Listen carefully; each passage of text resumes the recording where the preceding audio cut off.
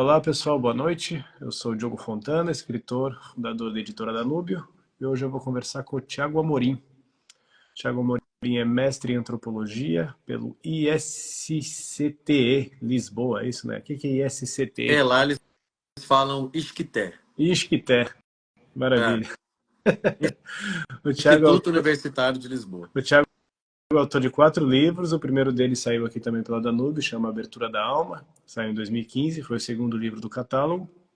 Ele é casado, pai de 2 filhos, vive em Curitiba, e ele está lançando o livro Verdades e Mentiras, que é uma seleção de contos. É a segunda obra literária dele, e eu tive o prazer de incorporar aqui ao catálogo da Danúbio. O catálogo está crescendo e está encorpando, e não é por nada não, já está se tornando a grande editora brasileira de literatura contemporânea, o que é bom, mas não tropo, dada haja vista a concorrência. Vamos lá, Tiago. Antes de conversar com você, já te dei boa noite, eu vou fazer alguns avisos aqui, já que isso aqui fica gravado. Primeiro que o teu livro está à venda na Amazon, formato impresso e Kindle, em várias outras livrarias do ramo, e na livraria danube.com.br com desconto. Então já está lá o livro, já está disponível, né? Desde o dia 10 de agosto, quando a gente fez o evento de lançamento em Curitiba. Quero também aproveitar aqui para dar uma notícia em primeira mão, que é uma grande novidade. No mês que vem, a editora Danúbio vai participar da segunda Flip Pomerode, que é a festa literária de Pomerode, aqui em Santa Catarina, no Vale do Itajaí, pertinho de Blumenau, bem pertinho, 20, 25 minutos de Blumenau. O Thiago vai vir, Eliseu Xavier vai vir, vários escritores da Danúbio vão vir, até o Milton Gustavo se empolgou, vai vir lá do Hemisfério Norte, vai vir lá do Piauí para participar. A editora vai ter uma mesinha no stand de editoras independentes. Então nós vamos ser lá a ralé da ralé, mas estaremos lá em massa e convido todo mundo para vir lá, para a gente lotar o nosso stand e surpreender os organizadores. Pomerode é uma cidade muito bacana, ela fica Sim. perto dos aeroportos de Navegantes e de Joinville. Também dá para vir de Curitiba, de Florianópolis, é pertinho. E vale a pena o passeio, tem muita coisa para fazer com a família, vários parques, parques temáticos. É uma cidade típica alemã, com gastronomia e bastante coisa para fazer, e vai ter a gente, que vai ser a principal atração, a gente vai estar lá. Então está todo mundo convidado para visitar o stand da Danúbio na Flip Pomerode e para participar dos nossos eventos, né? Depois eu vou divulgar a programação e o Thiago vem de Curitiba e vai participar. Então é isso. Datas, né, o evento acontece dia 14 e 15 de setembro, mês que vem, em Pomerode, Santa Catarina. Então vamos lá, vamos começar a conversa, Tiago, sobre o teu livro. Eu vou repetir as perguntas que eu te fiz lá em Curitiba. Eu peguei o mesmo roteiro. Tá. Começo dizendo o seguinte: você já publicou livros sobre filosofia, você já foi professor de história de ensino médio, você é terapeuta, homeopata, você é psicanalista, você dá curso sobre Louis Lavelle, você já fez uma porção de coisas aí diferentes e você escreve prosa de ficção. Publicou o segundo agora livro de contos. Qual que é o lugar da literatura nisso tudo aí, na tua vida? Boa noite para quem está acompanhando, para quem vai assistir essa gravação depois. Obrigado, Diogo, pelo espaço. Obrigado também pela publicação, né, pela editoração. Vamos lá. Eu, como falei no lançamento em Curitiba, eu vejo a literatura, no meu caso, pessoalmente, a escrita de literatura, a escrita em geral, como uma forma de dar ordem, de dar coesão a todas essas atividades, a todos esses interesses. Eu sempre fui um sujeito, por exemplo, quando comecei a estudar mais seriamente, né? Não na época da escola, mas depois, quando eu conheci algumas pessoas importantes, influentes na minha vida, como Olavo de Carvalho, eu sempre fui um sujeito que leu várias coisas ao mesmo tempo, prestou atenção em muitas coisas ao mesmo tempo, né? Sempre trocando, assim, lendo 10 páginas de um livro, 10 páginas de outro, 10 páginas de outro, daí voltando. Assistindo séries sobre diferentes assuntos, documentários, interesse em história, interesse em culinária. Eu sempre fui um sujeito que, lá na adolescência, na juventude, talvez encarasse isso como uma espécie até de dispersão, dificuldade mesmo de prestar atenção numa única coisa. Mas depois eu fui me entendendo um pouco melhor, a maturidade ajuda nisso. E hoje eu vejo realmente que o que une todos esses interesses aparentemente diversos é um interesse no ser humano, na vida humana mesmo. É um interesse em tudo que diz respeito àquilo que nós somos, ou quem somos, como somos, o que faz uma pessoa levantar de manhã, o que faz ela deitar preocupada, o que faz ela parar de pensar na esposa, o que que faz ela deixar de falar com o filho, ou ela querer resgatar uma amizade de 15 anos atrás. Essas coisas, os temas humanos. E isso sempre me interessou. Eu sempre achei que, eu acho que eu tenho essa espécie de, vamos lá, uma coisa talvez um tanto juvenil, mas uma ânsia de experimentar certas coisas, de conhecer cada vez mais da vida, das pessoas, das histórias de vida. Então, tudo que eu fiz, até quando eu fui professor de escola, trabalhei com adolescente, trabalhei com criança, trabalhei no Brasil, trabalhei fora do Brasil, né? Fui professor em Portugal, onde eu fiz o mestrado. Foi sempre nesse sentido, né? O que faz parte da vida das pessoas, como elas vivem. Uma das coisas que eu mais gosto de assistir na TV, por exemplo, é documentários sobre a vida, por exemplo, no Butão. Eu tô lá assistindo e interessado naquilo. E eu gostaria, eu acho que essa é a minha intenção como escritor, de mimetizar isso. Eu gostaria de usar a escrita para tornar certas coisas mais próximas, certas coisas que não estão no nosso radar ou não são tão conscientes da grande maioria de nós, coisas humanas que às vezes acontecem com todo mundo, mas ninguém percebe que aquilo está acontecendo, né? Como é que um casamento, por exemplo, se desfaz, como é que um casal se afasta, coisas, eu queria tornar mais consciente essas coisas humanas. Eu acho que a escrita tem esse papel no meu caso. Todas as outras atividades são, volto a dizer, atividades pelas quais eu tenho interesse, e a escrita dá uma forma, dá uma ordem para esses diferentes interesses. Então, sim, se eu gosto de culinária, eu tinha que criar um personagem que é chefe de cozinha. É, se eu sou terapeuta, eu tenho que criar histórias porque elas são importantes para mim, histórias de casais, histórias de desencontros amorosos, histórias, né, a noiva que fica esperando o pai na porta da igreja para conduzi-la até o altar e o pai não aparece. Então tudo isso acaba sendo o meu horizonte de consciência e a escrita dá forma a essas coisas diversas. Interessante isso que você falou. Na, no fundo, o que você parece estar querendo fazer é aquele impulso artístico que, no fundo, é o impulso artístico por excelência, que é a tentativa de fixar a vida. Sim.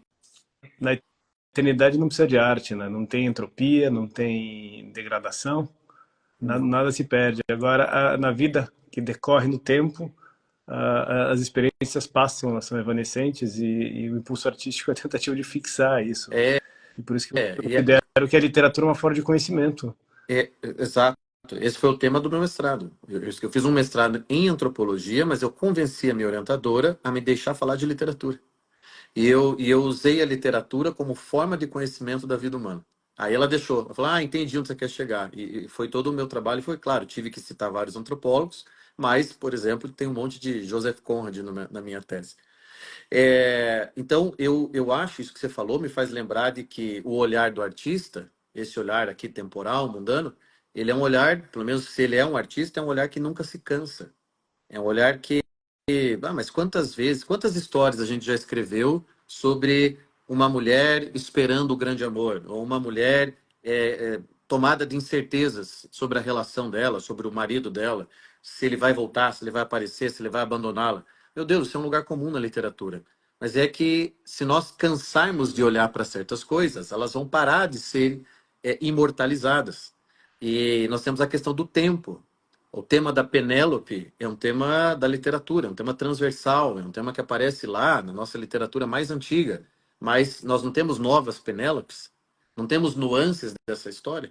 É uma mulher que o sujeito simplesmente levantou um dia e foi embora, não deu as caras por alguns anos, depois manda um e-mail dizendo estou querendo voltar.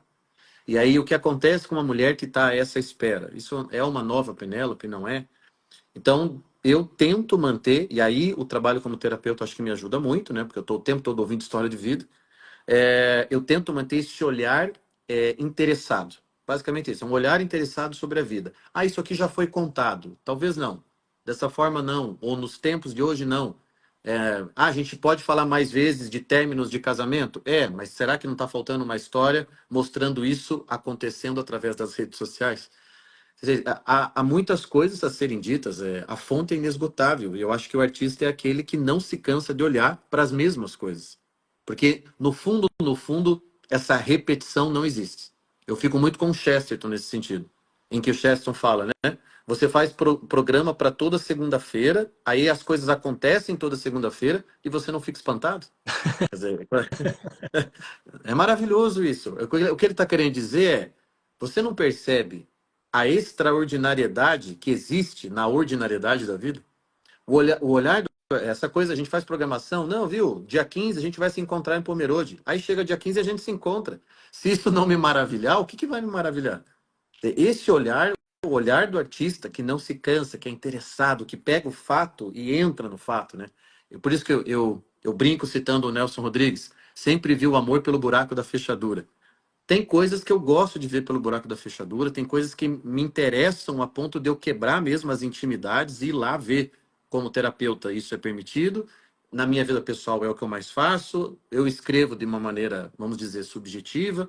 E são as histórias que me interessam. Então eu pretendo e espero nunca ter o meu olhar cansado para a extraordinariedade da vida. A gente falou aqui, eu falei do impulso artístico, essa vontade de fixar a vida, não deixar ela escorrer pelo tempo. Então, isso já responde parcialmente a segunda pergunta que eu anotei aqui, que é: por que você escreveu este livro? Esse livro Esse livro especificamente. especificamente, ele é o livro já de um escritor consciente. Por que eu digo isso?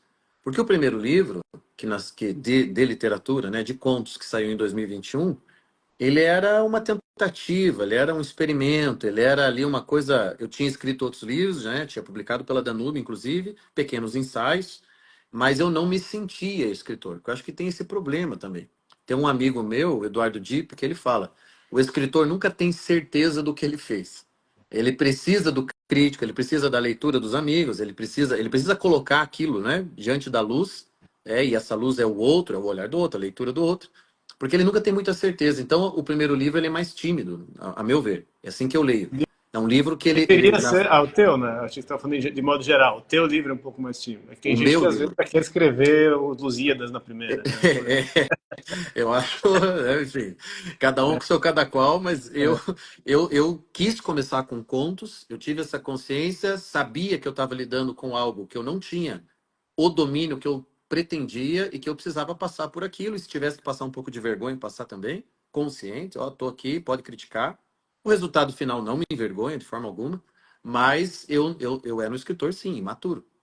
Aí esse livro, tá? Esse livro já é outra coisa. Esse livro ele é todo intencional. Ele é um livro, cada história aqui, com exceção justamente do livro da história da Penélope, que foi o primeiro conto que eu escrevi na minha vida e que depois, claro, eu fiz várias revisões. Mas esse é um conto, é um livro todo pensado. Ele é um livro todo assim. Eu vou escrever um livro de contos e a temática do livro, né? A espinha dorsal aí, o que vai unir todas as histórias, vai ser essa questão aí da insegurança, da incerteza, da mentira, da verdade, em relação a si mesmo, em relação ao outro, aos relacionamentos, ao país, seja o que for. Então ele foi um livro pensado, ele é um livro que estava nas minhas mãos o tempo todo. Eu senti esse controle da história, o controle do que eu queria fazer. Então eu considero um livro mais maduro. E foi porque escrevi esse livro que eu consegui já escrever outras coisas, que eu já te mandei, né, uma novela, etc. Então esse livro eu escrevi porque na verdade eu me assumi como escritor. Não, eu sou escritor e é o que escritores fazem. Então vamos escrever. É assim que eu tenho visto agora. Queria que você explicasse por que o título, pois normalmente os livros de conto costumam escolher um dos contos e usar como título, né? E não é o caso, você escolheu um título que não é o título de nenhum dos contos. Por que o livro se chama Verdades e Mentiras? Tem uma música do Geraldo Azevedo que se chama Quando Fevereiro Chegar. E a certa altura lá da música, ele fala das verdades e mentiras da relação dos dois ali. É uma música muito bonita, muito melódica e tal. E eu fiquei por muito tempo ouvindo essa música. Eu estava numa fase em que eu estava consumindo bastante o pessoal ali né, mais nordestino, música popular brasileira nordestina. Gosto muito dele, gosto muito de Alceu Valença, Elba Ramalho, etc.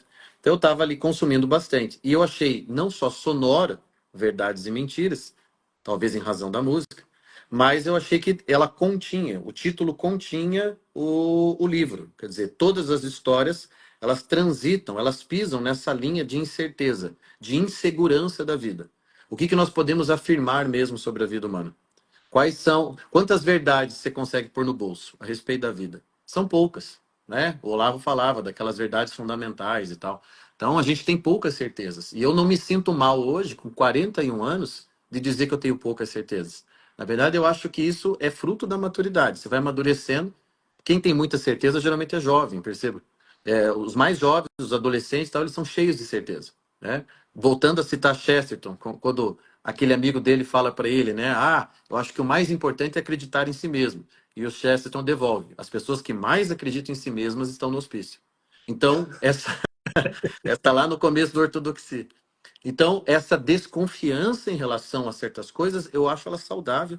E esse reconhecimento de que a vida é inconstante, tem insegurança, tem incerteza, e que, de certa forma, a gente está aí o tempo todo tentando encontrar verdades, segurança. Eu quero encontrar mais certezas para a minha vida, eu quero saber o que eu estou fazendo, se a escolha que eu fiz no passado é a melhor, se o meu futuro vai ser melhor se eu continuar onde eu estou.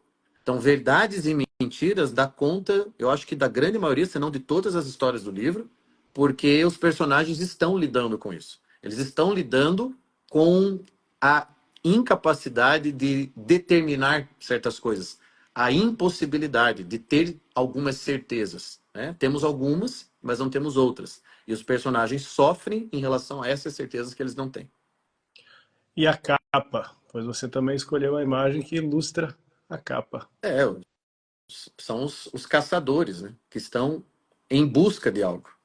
Eu, às vezes, me sinto, quando escrevo, quando estou lá ajudando um paciente a enxergar algo a respeito da própria vida, quando estou tentando entender um diagnóstico de um paciente, porque preciso intervir como homeopata, como estudante de nutrição que eu sou, eu estou o tempo todo buscando essa verdade. Tá?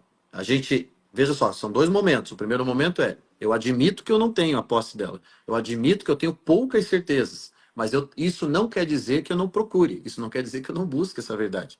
Então, para mim, essa capa, né, de todas que você mandou lá, das várias telas que nós experimentamos, essa aqui, para mim, fechou. E eu tenho falado, né, que é a capa mais bonita de um livro meu, porque acho que casou perfeitamente mesmo com o título e com essa mensagem de estar em busca de algo, estar à procura de alguma coisa.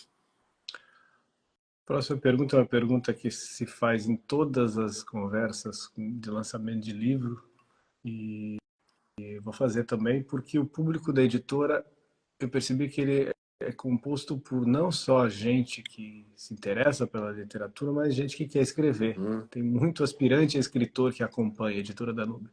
Então a pergunta é aquela mais convencional, né? Como é que você escreve? Qual é o método? CA. Você lembra da resposta do Humberto Eco? Humberto, como é que você escreve? Daí ele fala, da esquerda para a direita. É, não, mas eu entendo a pergunta, claro que eu já tive várias dúvidas sobre isso também. Meu processo de escrita não é modelo mesmo para ninguém, porque eu sou um sujeito bastante caótico em relação à escrita, no sentido de eu não tenho uma rotina, eu não tenho um horário para escrever, eu não tenho essa formalidade. Aliás, eu não me dou bem com formalismos, é o meu temperamento, eu sou um cara mais colérico, então eu sou muito impulsivo. E em relação à escrita, eu acabo colocando o impulso, né, para fora, escrevendo a história, quando a história já amadureceu o suficiente dentro de mim. Eu já estou com ela ali me atormentando há um tempo, lembrando da história, enquanto estou atendendo alguém, enquanto eu estou tomando banho, enquanto eu estou buscando criança na escola, a história vem e volta. Aí até quando eu percebo que eu preciso escrevê-lo. Então eu não sou um cara regrado. Mas eu diria, para quem vai começar, para quem está começando, eu diria que a regra ajuda. A ordem ajuda nessa hora. Então, coisas que eu fiz, mesmo sendo um pouco caótico, como, por exemplo, copiar autores, acho que isso é lauda um na conversa. Eu não estou nem falando de gramática, né? Isso aí a gente nem teria que discutir. Mas eu digo mesmo de copiar estilos. Ah, você, por exemplo, eu não sou um sujeito de frases curtas,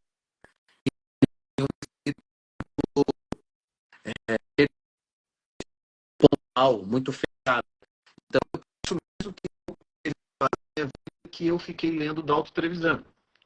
O Dalton com o minimalismo que a mim me causa, eu não gosto, nem um pouco. Mas por saber que eu precisava dominar o estilo, eu precisava dominar certas coisas que para mim eram mais difíceis, é que eu fui lá e fiquei lendo Dalton Trevisan. É muito mais fácil para mim ler Javier Marias, né? Porque as frases longas, nossa, você pega lá, às vezes uma frase do Javier tem 5 linhas, né? Então, para mim é mais fácil esse tipo de escrita, né? Que se prolonga. Então, mas você fazer essas cópias, tanto do estilo que é mais próximo seu, quanto do outro, que é completamente diferente do seu, você fazer o exercício de cópia e o exercício de inspiração. Então, cópia, literalmente cópia mesmo. Você vai pegar lá a página do autor e vai copiá-la. Isso aí aumenta a tua consciência da linguagem e do estilo. E o segundo é, você fica um tempo lendo Clarice Lispector, depois você tenta escrever algo à la Clarice Lispector, Machado, Camilo, etc. No meu caso, pessoal, eu sempre digo que algumas correções formais na minha escrita foram feitas pelo Camilo Castelo Branco. E na época que eu morei em Portugal, eu decidi que eu leria apenas autores portugueses, já que eu estava morando lá. E aí eu tive minha fase de Agostinho Bessa Luiz, Camilo Castelo Branco, essa de Queiroz. Esqueci o nome do sujeito do romance Anunciação. Enfim, li vários, li os cronistas, né? Li Pedro Mexia e tal. Então aquilo me fez muito bem do ponto de vista formal. E aí o resto foi mesmo inspiração e cópia. E dizer outra coisa também para quem está começando. Não tenha medo de jogar fora as primeiras coisas. Pode jogar, viu? Não tem nenhum problema. O universo não sentirá falta disso. Jogue fora, né? Escreva, leia e tal, mas depois jogue. E jogue de novo e jogue de novo. Marguerite Yourcenar, que escreveu Memórias de Adriano, ela queimava as provas, né, as escritas diárias dela, das tentativas que ela ia fazendo. Ela fez um exercício de encontrar a voz do imperador Adriano. Ela queimou por quase um ano as páginas que ela escrevia. E Ela demorou, escrevia o acho dia que inteiro. 7 anos para escrever o É, livro, uma coisa assim. foi uma E eu coisa. lembro que tinha, E teve não era todo um livro. teve todo o trabalho de pesquisa antes. Depois teve esse trabalho já de tentar encontrar a voz, né, do imperador. E aí, pô, ela jogou fora. Enfim, foram anos mesmo, talvez muito mais do que eu disse. E eu vi uma entrevista dela comentando isso. E aí até que ela encontrou a voz que ela queria. E aí quando você lê o livro, para mim é um dos 10 melhores livros que eu li na minha vida. Você realmente você entra na ilusão da coisa e você tem a nítida sensação que aquilo foi escrito por um imperador romano. Então, não tenha medo de jogar fora e não se afete com crítica. Tem mais essa, né? Eu já ouvi algumas vezes que, Thiago, isso aqui ficou uma merda. Tá? Então, nenhum problema. Você não tem que levar aquilo a peito, como dizem os portugueses. Já joguei contos e romances inteiros fora. E isso faz parte do aprendizado. Então, não ser muito sentimental nessa hora. Não pode ter amor de mãe pelo que você escreve, né? Não, Pode se apegar. não mesmo. E eu acho que falta no Brasil, né, Diogo? Falta uma abordagem dessas coisas, essas coisas que importam. A gente está falando de algo que importa, a gente está falando de arte, literatura. A gente tem que ter uma abordagem mais direta, mais verdadeira das coisas. Tem muito compadrio nesse meio. As pessoas lançam certas obras porque os compadres aprovam, porque o grupinho bate palma. E daí falta, às vezes, um cara que chegue lá e diga: meu amigo, você vai passar vergonha com isso aqui. Não faça isso. Daqui 10 anos você vai ser motivo de riso. Mas falta essa coragem mesmo ali, sair um pouco do personalismo, né? Sérgio Barco de Holanda, sair um pouco do personalismo nacional e ser mais objetivo mesmo, mais pragmático em relação a essas coisas. Você falou de coisas sobre a produção do texto em si, mas quando a gente teve a conversa lá do lançamento, você falou outras coisas interessantes para aspirantes a escritor, acho que é muito importante falar. Você citou, acho que o Simenon, em resumo, era algo como viva, né?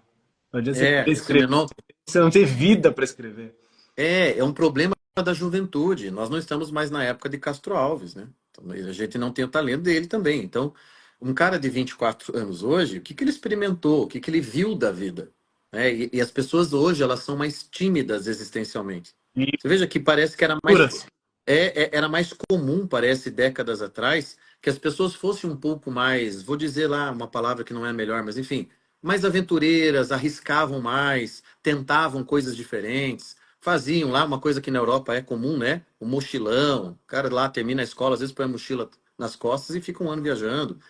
Quando perguntaram para o Simenon, né, o autor Jorge Simenon, qual era o conselho dele para escritores jovens, ele falou isso. Ele falou: olha, leia a literatura universal até os 24 anos e depois vá viver. Então, assim, leia, né, tem que ler, ou seja, faça a tua formação humana e depois vá viver a vida, vai experimentar o que a vida tem. Quer dizer, em parte, é essa a glória dos livros, por exemplo, do Hemingway. É incrível aquilo. né? Por aquela capacidade, aquela clareza do Remy de contar certas coisas que ele literalmente viveu, literalmente experimentou, né? Seja no Por Quem os Sinos Dobram, seja o Paris é uma Festa. Então, assim, ele tocou aquela realidade. Claro, nem sempre eu preciso escrever, evidentemente, sobre uma coisa que eu pessoalmente vivi, mas eu posso ter assistido a algo, eu posso ter testemunhado, eu posso saber essa história porque foi transmitida de gerações na minha família. Eu posso, enfim, estar prestando atenção no momento cultural do meu país, isso é uma forma de participar. Mas não fale sobre o que você não conhece. Basicamente é isso. Não fale sobre o que você não conhece. Ah, eu quero escrever. Por exemplo, eu já tentei escrever algumas vezes um conto que a Lava Jato aparecesse. Mas não do ponto de vista político, porque esse não é o meu ponto de vista. Mas do ponto de vista humano. Eu queria mostrar o que acontece na casa de um sujeito que é levado preso às 6 da manhã pela Polícia Federal. Eu queria o lado humano da história, não só o político, não só a corrupção, isso, aquilo. Ainda não consegui, eu tentei umas 2, 3 vezes, vi que não estava dando certo, larguei mesmo. Não, faz alguns meses que eu não mexo nisso. Mas talvez falta eu me inteirar mais desse tipo de vida, desse tipo de biografia. Eu não conheço muitos empreiteiros, por exemplo. Eu não conversei muito com gente assim. Eu tenho paciente vice-prefeito, eu tenho paciente político, eu tenho paciente chefe de CEO de empresa. Mas esse tipo de personagem eu não conheço muito. E na nossa literatura também não tem muito. Então talvez eu precise conhecer um pouco melhor, experimentar mais a vida para eu conseguir escrever uma coisa dessa. Ou seja, não force a escrita. Não, eu quero escrever sobre tal coisa a qualquer custo. Uma coisa que eu falei no lançamento de Curitiba, que eu acho, para mim, é uma lei minha. A história tem que se contar. Né? É a história que acaba se determinando. E eu sou quase que. Eu sei que isso pode soar estranho, mas eu sou quase que um instrumento da história. Mas o que importa é a história. Não sou eu, o autor, o ficcionista. É ela. Eu quero ser um contador de história. Como a. Que quando elogiam a minha escrita, falam disso, que eu consigo criar cenas, eu consigo mostrar. Eu torno bastante sensível a cena. É porque eu tenho algumas influências, como o Gabriel Garcia Marques, por exemplo, que eu acho um gênio nisso, né? Como criador, contador de histórias. E eu estava lembrando da Karen Blixen. Tem um videozinho preto e branco dela, recuperado na internet, em que ela começa, pedem para ela se apresentar, e ela começa a resposta dela dizendo assim: eu faço parte de uma antiga casta de vadios contadores de história. Acho interessante o que você falou sobre não escrever sobre o que você não conhece, né? Que é o conselho do cave onde você está, a mesma Isso. coisa. E Uhum. eu acho que isso tem a ver com a necessidade da sinceridade do escritor. Ah, A sinceridade que é ele pronunciar ou ele testemunhar aquilo que ele viu ou aquilo que ele sentiu. E não ir além disso e não falsear. É por aí? exato. É por aí, e eu não tenho nenhum pudor em dizer que o meu primeiro livro tem um tom melancólico. Meu primeiro livro tem um. Aliás, o Alexandre Soares Silva, que escreveu o prefácio do primeiro, ele captou uma coisa que eu não tinha conscientizado. Veja só a importância do outro leitor. Ele me respondeu sobre o livro, dizendo que escreveria o prefácio e se eu concordava que ele falasse do tema do fracasso. E na hora que ele me disse isso, que eu li o e-mail, e eu voltei para o meu livro, né, para o arquivo, eu falei, caramba, eu acabei de escrever um livro inteiro sobre fracasso. E o que é que estava acontecendo comigo naquele momento? Eu estava me sentindo fracassado. Era o tema da minha vida naquele momento. Eu não me percebi. Então, uma coisa que eu digo da minha escrita é que, de fato, essa questão da sinceridade, de uma fidelidade ao momento, uma fidelidade ao que eu estou vendo e não ao que eu gostaria de ver, gostaria de enxergar, isso eu tenho, isso eu acho que eu consigo preservar na minha escrita. Você pega agora o Verdades e Mentiras e ele não tem esse tom melancólico. Ele não tem essa melancolia, ele não tem esse fracasso todo, né? O outro livro eram formas de explorar o tema do fracasso, basicamente. E aqui não. Aqui tem gravidade, é diferente. As histórias têm uma gravidade, tem um peso, claro, mas também é muito mais leve do que o primeiro, porque eu estou me sentindo assim e porque eu estou conseguindo ver isso na vida. Uma coisa que eu não conseguia ver muito, né? Um olhar mais negativo, pessimista que eu sempre tive, sempre de tentar procurar o pelo em ovo, mas aqui não. Aqui eu acho que agora é de fato uma coisa mais madura e mais sincera, continua sincera, né? Do momento que eu estou vivendo, que estou me sentindo muito bem, vivendo o que eu queria viver, meu momento, né, pessoal está muito bom E o livro, eu acho que, de certa forma, é um espelho disso. Tem alguma recomendação para os aspirantes a escritor de como desenvolver esse olhar sincero? De como olhar Isso, com transparência para dentro e para fora? Porque eu né? percebo que quando o pessoal me manda original, os defeitos são sempre recorrentes, né? Uhum, O primeiro deles é falta de domínio da língua. uhum, Segundo, falta de cultura literária. Eu percebo que as pessoas às vezes leram, sei lá, 50, 60 livros e elas acham que são cultas já, sim, uma sim. falta de referência, né? E essa falta do olhar do escritor, de um olhar assim brutalmente sincero e transparente. Eu acho que isso é o mais importante. O resto, a língua você consegue dominar depois. O olhar é que Sim, precisa. sim. Aliás, É, dá para ter o olhar e escrever mal. Tem alguns escritores que ganharam reputação de serem maus na forma, como o Balzac, mas que tinham um olhar sincero sobre a realidade. uhum.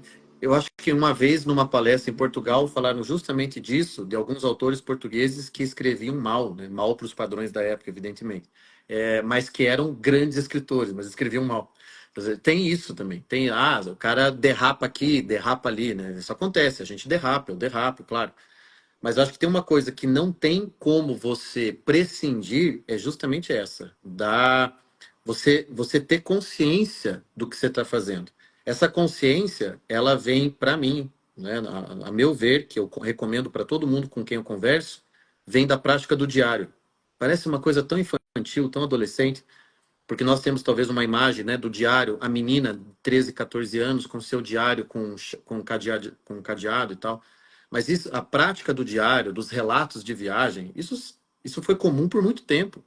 E aquilo era uma forma, veja, grandes homens fizeram isso, né? Júlio César tem um baita de um diário, né? Então você pega esses grandes personagens, eles tinham esses momentos de diálogo interno.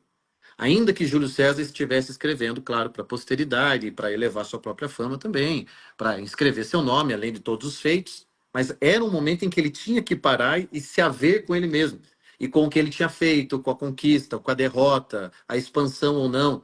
E ao longo da história a gente sempre teve isso. Aliás, o romance nasce em primeira pessoa. Se nós considerarmos Small Flanders, o primeiro romance verdadeiramente, que pega todas as características do romance moderno, Small Flanders é uma autobiografia.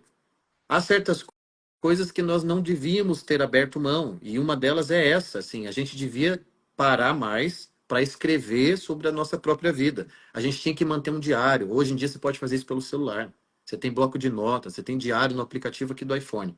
Você tem o computador, você encontra mil formas, não quer fazer mesmo a moda antiga no caderno, mas que você examine a si mesmo. É aquela coisa do Sócrates, uma vida que não é examinada não merece ser vivida. Eu tenho dificuldade de pensar num escritor que não faz isso com frequência. Porque, afinal de contas, ele é um contador de história, sim, mas ele é um cara que está chamando atenção para algo na vida que a grande maioria não está vendo. Então, ele tem um olhar mais sensível, ele tem um olhar mais apurado sobre essas coisas. Esse olhar não vem do nada. E não é adquirido assim externamente. Esse olhar é adquirido internamente. É como que eu conto a minha vida, como eu olho para mim, o quanto eu consigo enxergar de mim. Eu parto do seguinte princípio: o que eu não vi na minha vida, eu não verei fora dela. E aí é minha influência de Ortega y Gasset. A única realidade radical que eu conheço é a minha própria vida. Então, a vida do Diogo, de qualquer outra pessoa, inclusive da minha mulher, dos meus filhos, elas são imagens para mim que eu acesso a partir da minha vida. Se eu não tiver um interesse real na minha vida, eu acho difícil eu me interessar verdadeiramente por qualquer coisa, porque todas as outras coisas ou pessoas tocam a minha vida. Então, se eu não tenho esse interesse, esse domínio, essa prática de, não adianta, não tem outra palavra, autoconhecimento, eu acho difícil você produzir uma literatura, sabe, que tenha alguma substância e que eu sinto falta na literatura nacional hoje, né? Aliás, de um tempo para cá, eu sinto falta.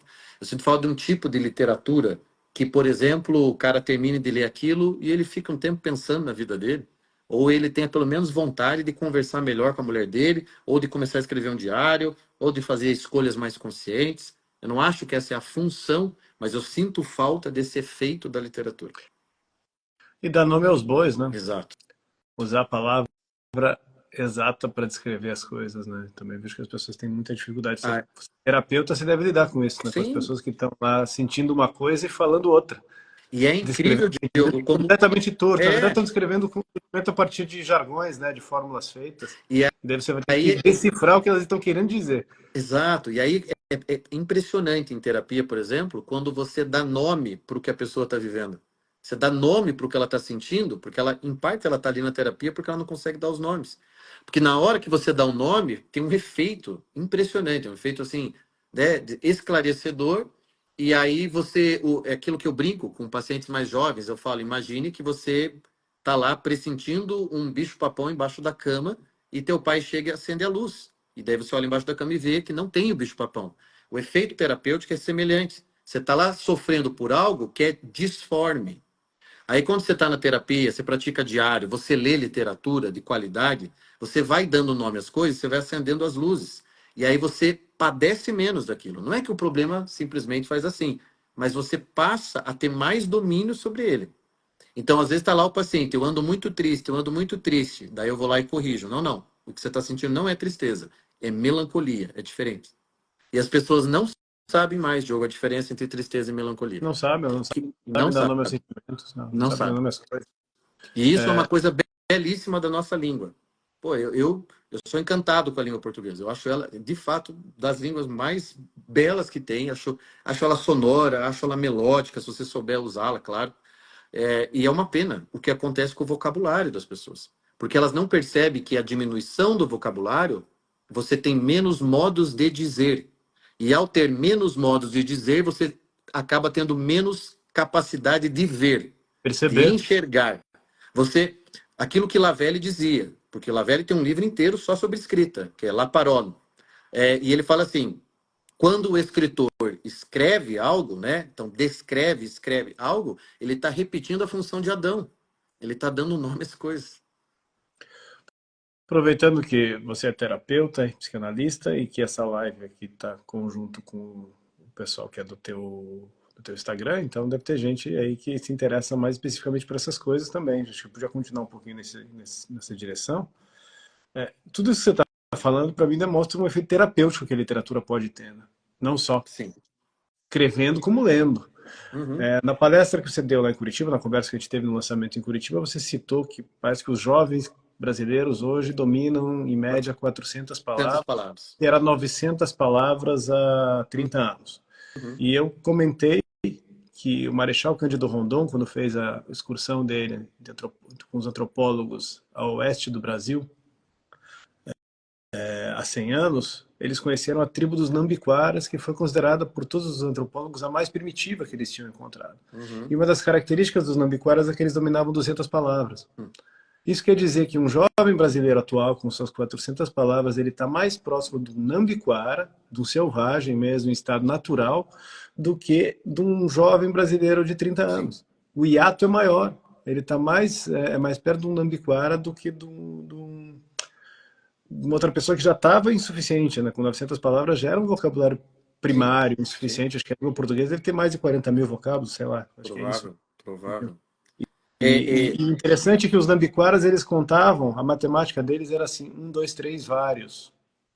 O que isso quer dizer? Quer dizer que se você mostrasse 7 pedrinhas ou 12 pedrinhas para um Nambiquara, aquilo era indistinguível, Indistinguível. indiscernível, você percebia a diferença. E as pessoas, quando elas não têm palavras, os sentimentos e as nuances da experiência são indiscerníveis tanto quanto as quantidades eram para o Nambiquara, né? Sim. Quer dizer, Sim. falasse sobre isso aí para o pessoal, o efeito terapêutico. Acho que dois pontos importantes. O primeiro isso explica muito a dificuldade de comunicação entre as gerações.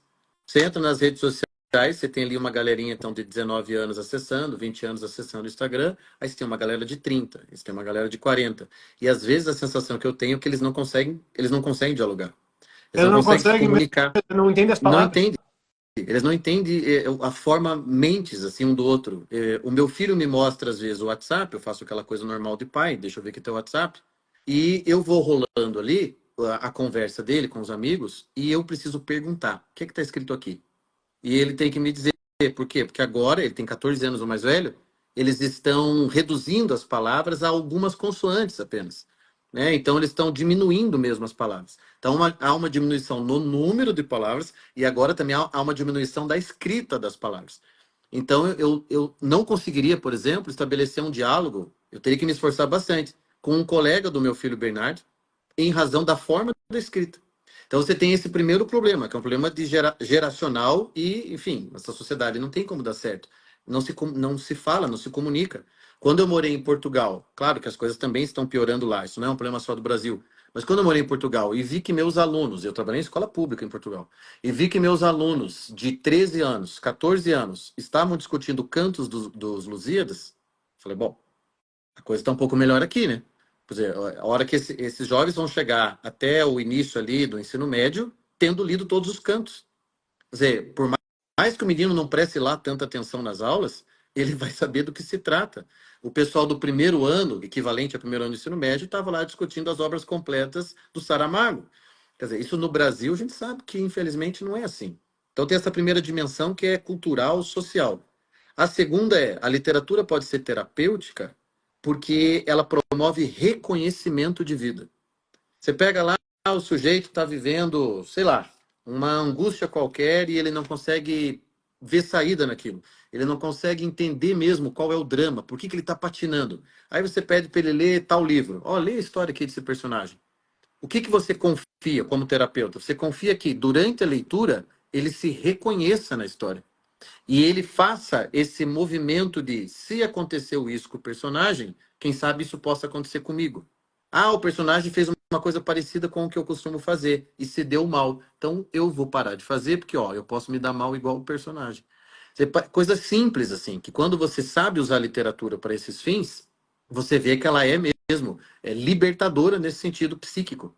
As pessoas elas vão se reconhecendo nos livros. O que eu indico, sei lá, desde Alice Munro até a própria Clarice e o Machado e Murakami e os autores italianos que eu gosto, Starnone, Helena Ferrante, eu indico a rodo isso. E aí os pacientes com alguma dificuldade, mais ou menos, eles vão dizendo: "Nossa, eu sou esse personagem". Falar: "Ah, é? Então vamos falar disso".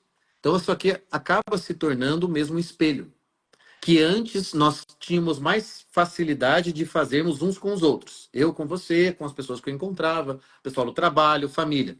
Só que a gente está tão ensimesmado, está tão virtual nesse sentido, que agora a gente precisa cada vez mais desse efeito terapêutico também da literatura. Um dos contos do teu livro trata de uma personagem chamada Lorena, e quando eu li, eu falei, isso aqui está muito bem feito, é um desperdício fazer um conto, guarda isso aqui para fazer um livro. E você fez, né? Você escreveu uma novela, seu personagem já está no teu livro anterior. E essa personagem fez sucesso comigo e faz sucesso com o pessoal que leu a tua obra anterior, e certamente vai fazer sucesso com quem lê agora o Verdades e Mentiras. Você acha que a Lorena pode ser um espelho de alguma coisa? Acho. Acho que ela pode ser um espelho meu, infelizmente. É, é difícil. Para quem não leu, talvez fique mais complicado de entender, mas ela é uma mulher na casa dos 50 anos, pelo menos é assim que ela é apresentada no primeiro livro, primeiro conto do livro, que chama Dia 42, se passa ali na pandemia. O marido dela morre ali durante a pandemia, e naquele dia, no 42º dia do confinamento e tal. E ela é uma escritora não realizada, frustrada, num casamento extremamente frustrado, bastante infeliz, e ela tem um olhar bastante ácido sobre a vida, as pessoas, ela é bastante individualista, ela, enfim, não é uma pessoa fácil, isso está muito claro. Mas ela também é uma pessoa que acaba conquistando o leitor porque as percepções dela são muito verdadeiras, são percepções que é difícil discordar dela, com toda a acidez, com toda a ironia que ela tem, é difícil discordar dela. Então ela acaba cativando por isso, não porque ela é simpática, porque ela não é nada simpática, mas porque ela acaba se sobrepondo mesmo como personalidade. Talvez essas características da personalidade dela, da força da personalidade dela, a despeito dos dramas de vida dela, talvez eu inveje isso. Talvez isso seja uma coisa que eu desejo para mim. Então eu acabo pondo isso ali na Lorena. No nosso livro aqui, Verdades e Mentiras, eu volto no tempo. Eu gosto dessa brincadeira de ir e voltar, de não respeitar muito cronologia. Eu volto no tempo e mostro a Lorena na sua juventude. Então ela na época ali da faculdade, cursando federal, quais eram os dramas, anos 80 em Curitiba. Tive que fazer ali uma pesquisa, né, um pouco fui ler sobre cinema em Curitiba nos anos 80, assim, questões culturais e tal. E aí eu coloco ali algumas coisas que, para quem leu o primeiro conto, já vê que as sementes daquele desvio de vida, daquela biografia dramática, as sementes já estavam todas ali na juventude.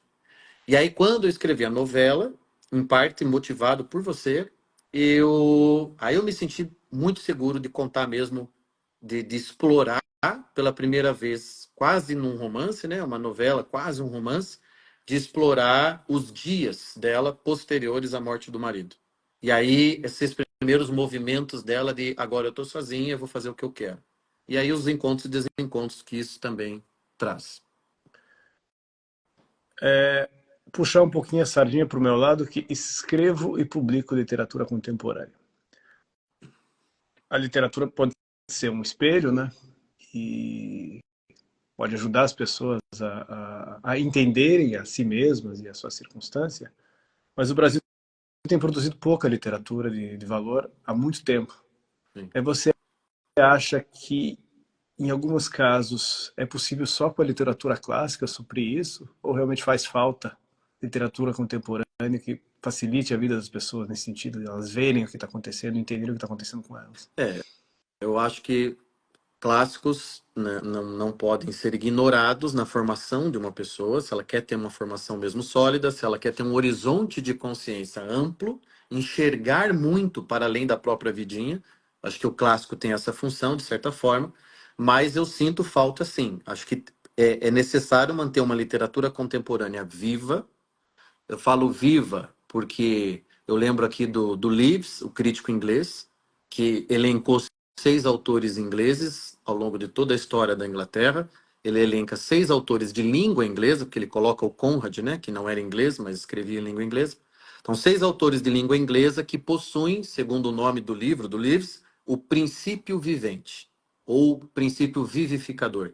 Então, ele, como grande crítico que era, ele leu tudo que ele pôde de literatura de língua inglesa e encontrou nesses 6 escritores esse princípio, essa chama. E, de certa maneira, nós aqui contemporâneos, nós somos herdeiros de algo, somos herdeiros de uma chama, de uma tradição, e temos a responsabilidade de mantê-la, né? De passar para a geração seguinte. Porque a nossa grande responsabilidade é traduzir certas coisas para a geração atual. A geração atual, sim, eu acho que ela deve ler Boccaccio, ela deve ler Pessoa, ela deve ler a Agostina Bessa Luiza, ela deve ler os nossos brasileiros, o Rubem Braga, ok. Mas é que há certas coisas que precisam de tradução de hoje. Elas precisam ser traduzidas para a geração atual.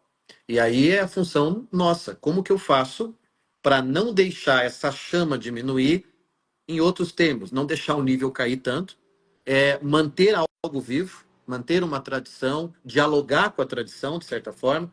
Eu tento dialogar aqui em um ou outro conto, eu tento dialogar com literatura contemporânea universal, quer dizer, tem um conto especificamente que faz alusão à obra de Murakami. Então, é você não deixar essa chama diminuir, essa tradição se perder, mas você trazer algo novo. E talvez a novidade que você precise trazer seja como contar histórias universais com o cenário de hoje. É aquilo que eu falei lá no começo. Como é que eu incluo mensagem de celular numa história que não fique idiota, que não fique piegas, que não fique. Como é que eu faço para mostrar a tragédia de certas relações humanas que são resolvidas na troca de WhatsApp? Entende? Isso é trágico, não é cômico. Ou posso até fazer comédia, mas eu prefiro fazer drama. Então, assim, como que eu atualizo certas coisas? Porque, por exemplo, infidelidade é um tema universal. Amor é tema universal. Guerra é tema universal. Mas como que eu posso tratá-los hoje?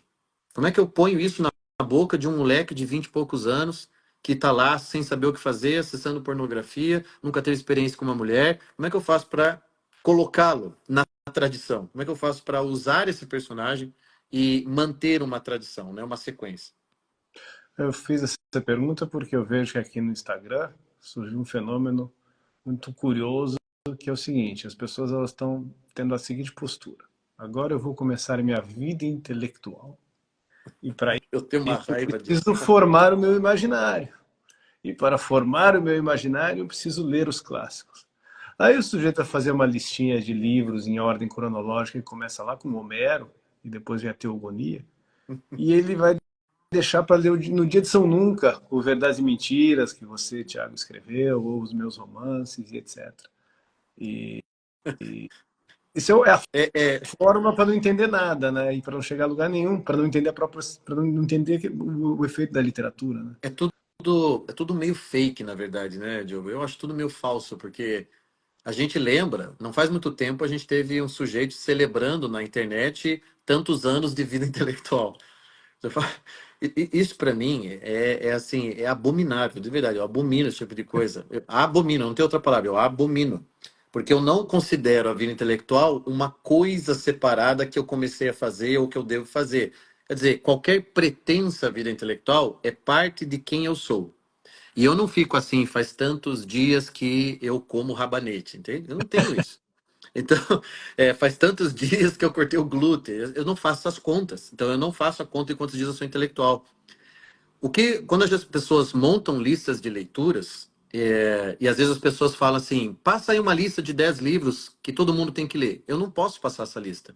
Porque lista de leitura tem que também priorizar pessoalidade. Quando eu faço uma lista de leitura, ok, eu posso colocar lá clássicos que eu considero assim, olha, pô, isso aí, se você não leu, não dá para conversar. Beleza.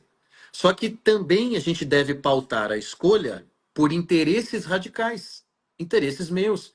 Ninguém me obriga a ler Helena Ferrante, entende? E se eu não lê-la, também não acho que eu vá perder assim uma coisa, ó, não dá para ficar sem Helena Ferrante.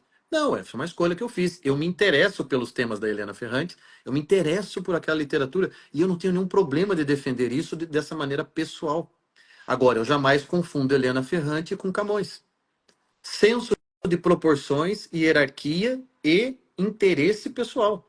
Eu tenho um interesse pessoal em Clarice. Eu vou confundir Clarice com Machado? Não, não vou. Vou confundir Clarice com um dramaturgo grego antigo? Também não vou. Mas eu sei por que eu me interesso por ela, sei por que eu gosto e sei por que eu gasto tanto tempo lendo Clarice. Então, isso talvez na sua lista não entrasse. Mas é porque a gente tem que, entendeu? A balança é feita das duas coisas. Clássicos são clássicos porque são, sim, imortais, merecem ser relidos, tarará, tarará. Mas eu tenho aqui também os meus interesses radicais. Então, eu sou contra esse tipo de visão, assim como eu sou contra a Clube do Livro Católico. Eu não vejo muito sentido nisso daí. Né? Será mesmo que o sujeito de hoje, que decidiu se formar intelectualmente, não vai ganhar nada lendo Alexandre Soares Silva? Eu Aproveitando acho que você é mencionou, tacanho, né? é É tacanho, tacanho, na verdade. falando em tacanho, e aproveitando que você mencionou clubes do livro católico e coisas assim, a gente comentou lá também na conversa, em Curitiba, dia 10, que o pessoal da esquerda faz uma literatura baseada em tipos, né, modelos que tem que ser lá os heróis da ocasião, né, as chamadas minorias. E na direita católica brasileira tem gente que vê a literatura como uma escola de virtudes e de tipos heróicos. Né? Então é a mesma coisa, no fundo, só um pouquinho diferente, mas a visão da literatura é a mesma. E no meio do caminho surgiu a carta do Papa Francisco, não sei se você viu, sobre Ainda não li a literatura. carta. Estou sabendo da carta, salvei para ler E eu depois. achei isso aí caído do céu, não veio do Vaticano, veio do céu. Foi impressionante, porque o Papa Francisco fala realmente para se abrir a experiência, né, da leitura de culturas estranhas ao dogma católico. Né? Você pode ler Virgílio, você pode ler Ovídio, você Uhum, pode ler uhum, Cícero, e você pode ler o Alexandre Soares Silva, que no romance dele lá tem reencarnação e tem uma metafísica um pouco espírita, uma coisa não Deus, mas mesmo assim pode ler e vai ter uhum. proveito disso. Né? Eu queria que você comentasse um pouquinho antes da gente chegar na parte final. Eu Eu acho tinha visto importante falar. sim, eu tinha visto alguns comentários sobre a carta do Papa nesse sentido mesmo, e por isso salvei o arquivo para ler. Mas eu acho que a gente superou, deveria ter superado, o tempo dos index, certo? O que pode, o que não pode. E para mim, o vetor que pende a balança para cá ou para lá se chama maturidade. Tá, você é um pai de família católico, tarará, conservador, blá, blá, blá, blá. Você acha que se você tiver acesso à obra de Bukowski, você vai ficar com pensamentos libidinosos, aquilo vai te atrapalhar todo por dentro, você vai, entender, perder as estribeiras, você vai se atrapalhar todo espiritualmente. Bom, ok, então mantenha aí sua parcimônia, tome cuidado com isso e com aquilo. Entende que eu acho que as pessoas elas precisam saber do que elas são capazes. O que eu não aceito, E tanto você no ser mais escritor. forte, né? Mais forte e menos medroso. Exato. Se você for ver a literatura da direita, é literatura tacanha nesse sentido também. Às vezes tão tacanha quanto da esquerda, ou às vezes até pior, porque na esquerda a gente ainda tem uns remanescentes talentosos. A gente tem um ou outro ali ainda que fala, ó, esse cara, a gente não pode falar que ele não sabe escrever. Ele sabe escrever. Mas aí, quando a direita se propõe a isso, de repente só pode ler Tolkien. Imagina só se a gente só Sem puder ler adultério. Tolkien. Né? Exato, exato. Não pode ter Então, assim, adultério na história. você imagina fazer um index desse em que, por exemplo, eu sei que isso existe, hein? Autores que são pecaminosos e tal não podem entrar. Pô, estamos lascados, né, Diogo? Não dá, cara. Se você vai fazer a biografia lá, esses dias eu postei no nosso grupo lá de amigos, Os Vícios dos Escritores, né? Um livro de um jornalista português, de um crítico português. Pô, meu amigo, não sobra ninguém ali, hein? Começa a falar da vida dos escritores, não sobra ninguém. Mas daí você vai ver as obras dos caras, pô, sensacionais. Isso aí me Então, lembra assim, eu tenho. uma frase do Nelson Rodrigues, que é a seguinte: se todo mundo soubesse da vida dos outros, ninguém falava com ninguém. Né? É mais ou menos isso. Então, eu acho mesmo, acho que a palavra é tacanho, acho que é um espírito pequeno, é um negócio assim que a gente tem que quebrar. Eu não tenho medo de falar disso, ou de quebrar certas expectativas, né? É, eu já tive pessoas que procuraram o meu trabalho como terapeuta, e a primeira pergunta que fizeram para minha secretária foi: mas ele é católico? E aí eu já oriento a secretária, não é o tipo de paciente que eu vou conseguir ajudar. Eu não tenho muita paciência para esse tipo de coisa. Tudo bem, eu entendo que ele gostaria de uma cosmovisão assim, assado, mas é que a terapia não é bem nessa gaveta que ela entra. E as pessoas elas têm dificuldade agora de lidar com isso. Elas têm dificuldade, por exemplo, estabelecer um diálogo com alguém que pensa diametralmente oposto a ele. Não, Mas se a gente não perder consegue estabelecer esse diálogo porque elas não têm nenhum interesse em entender a forma da mente da pessoa, exato, aí o do Julian Marias que tem um livro inteiro comunista, ou um chamado ateu, ou um muçulmano, ou uma O, o, pessoa e isso, da e época isso da no passado era literatura. possível. No Né? passado era possível. Nossos intelectuais conviviam. E aí você vê lá, o Julián Marias tem um livro inteiro chamado Tratado da Convivência. Né? A concórdia sem discórdia. Quer dizer, se eu e você estamos interessados em descobrir o que é melhor, você tem uma postura A, eu tenho uma postura B. Mas o interesse é no melhor, o interesse é na verdade, é no bem público. A gente vai chegar num momento que a gente pode achar concordância. Agora, se eu Desde que estou um dos lados interessado. não queira matar o outro, dá para ter um diálogo, né? Exato, não dá, cara. Aí você vê o que acontece na política, nas redes sociais, tal, às vezes brigas até de família, por causa, em razão principalmente de política. Então eu tento nem entrar nesse debate. Quando no conto passado, não, no livro passado, eu escrevi um conto que se passa ali na época do presidente Lula, da eleição do Lula, tal e tal, de 2003, 2002 para 2003, o conto não tem nada a ver com política. Quando eu escrevi um conto, e eu fiz questão de escrever um conto sobre ditadura, período militar em Curitiba. E o conto não é sobre ditadura. Quem lê vai perceber que não é sobre ditadura. Mas a ditadura está lá, ela é o cenário, coisas acontecem, e eu, sim, peguei inspiração em alguns fatos que aconteceram em Curitiba. Curitiba tinha um escritório, né, onde as pessoas eram interrogadas, etc. Inclusive ficava ali perto do Shopping Curitiba. Então, mas não é. O cara de esquerda e o cara de direita, ele vai ler aquele conto do livro passado e ele não vai ficar concordando ou discordando porque não são ideias políticas. Ele vai perceber lá que eu quis contar uma história de novo, ali já era sobre isso, uma história de incerteza. Acontece uma traição lá na história e a gente não sabe quem traiu. Qual das duas mulheres traiu? E eu quis brincar com isso porque era bem a época da Comissão da Verdade, que estabelece o que aconteceu, né? Que determina o que aconteceu. Eu escrevi um conto para mostrar. Não dá para fazer assim. Não dá Você para chega ao final da história, você chega ao final da história, mas quem que traiu ele? Não sabemos. Uma das duas traiu. A gente não sabe se foi a mulher ou a amante. Então, entende?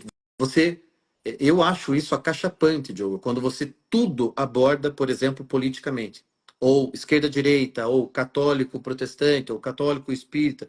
Eu acho isso muito acachapante. Se eu tiver que escrever um conto em que eu defenda o infiel, mas porque a história pede que assim seja, eu escreverei. Eu não tenho nenhum problema com isso. Se eu tiver isso que ainda escrever um bem encontro com um espírita, moralista, né? Ainda bem com um tom moralista. Porque exato, exato. a visão oposta, ela é um defeito de caráter insanável.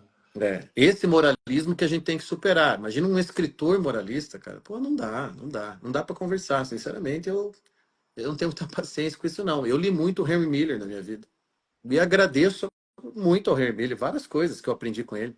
Então, ou o próprio Gabriel Marcel, por exemplo, no nosso livro aqui, né, no novo, um dos contos é um diálogo direto com o livro do Gabriel Marcel, Memórias de Minhas Putas Tristes. Gabriel O Garcia personagem. Marques.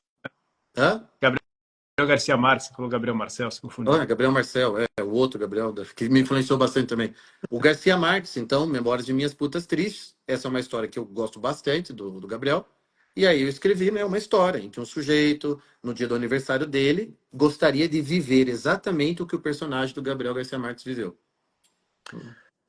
Estamos chegando perto do fim. Você já comentou sobre a novela que você escreveu, então fala um pouquinho de projetos futuros, mas não só da literatura, em geral, tudo que você está fazendo aí. Fala também onde é que o pessoal pode te seguir e como Sim, hoje eu vai trabalho ser melhor o teu trabalho.